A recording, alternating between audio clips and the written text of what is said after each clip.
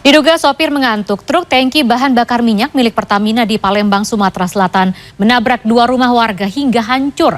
Sementara di Kudus, Jawa Tengah, sebuah truk bermuatan padi terguling saat melintasi jalan rusak yang terendam banjir di Jalan Pantura menuju Semarang.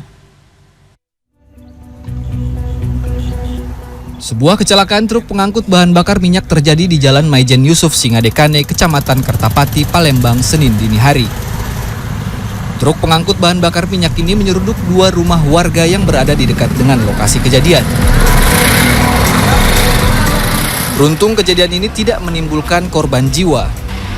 Namun salah satu pemilik rumah menderita luka ringan di bagian pelipis mata. Kejadian ini bermula ketika truk tangki yang melaju dari arah Jembatan Musi menuju arah Keramasan oleng dan menabrak dua rumah warga. Diduga sopir truk mengantuk ketika berkendara.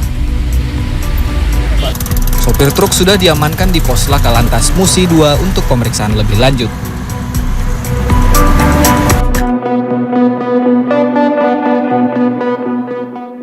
Sebuah video rekaman kamera pengawas milik warga memperlihatkan sebuah truk terguling di Jalan Pantura Kudus menuju Semarang di Desa Jatiwetan, Kudus, Jawa Tengah, Senin pagi.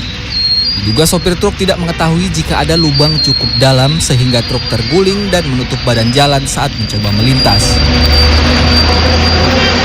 Proses evakuasi membutuhkan waktu 3 jam dan mengakibatkan arus lalu lintas tersendat. Petugas kepolisian pun sempat berlakukan pengalihan arus lalu lintas. Untuk sementara, lubang jalan yang tertutup banjir diberikan tanda oleh warga agar tidak kembali memakan korban. Tim Liputan CNN Indonesia. Kita ke informasi dari sejumlah daerah di tanah air. Tim gabungan tanggap bencana Natuna menyatakan jumlah korban tewas akibat tanah longsor di Pulau Serasa Natuna, Kepulauan Riau mencapai 10 orang. 6 korban diantaranya sudah teridentifikasi. Data dari tim gabungan tanggap bencana Natuna pada Selasa pukul 4 pagi menunjukkan selain ada 10 korban tewas, 4 orang menderita luka parah. 4 orang dalam kondisi kritis dan 42 orang lainnya belum ditemukan. Tanah longsor juga menyebabkan 27 rumah tertimbun tanah, akses terputus, listrik padam, dan jaringan komunikasi terganggu. Hingga saat ini jumlah pengungsi mencapai 1.216 jiwa.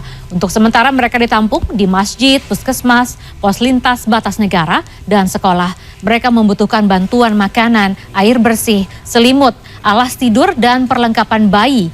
Distribusi logistik untuk korban tanah longsor telah dikirim oleh pemerintah Kabupaten Natuna serta pemerintah Provinsi Kepri dengan menggunakan kapal laut dan masih dalam perjalanan. Pencarian korban yang diduga tertimbun pada Senin malam sempat dihentikan karena terjadi tanah longsor susulan. Proses pencarian dilanjutkan Selasa pagi.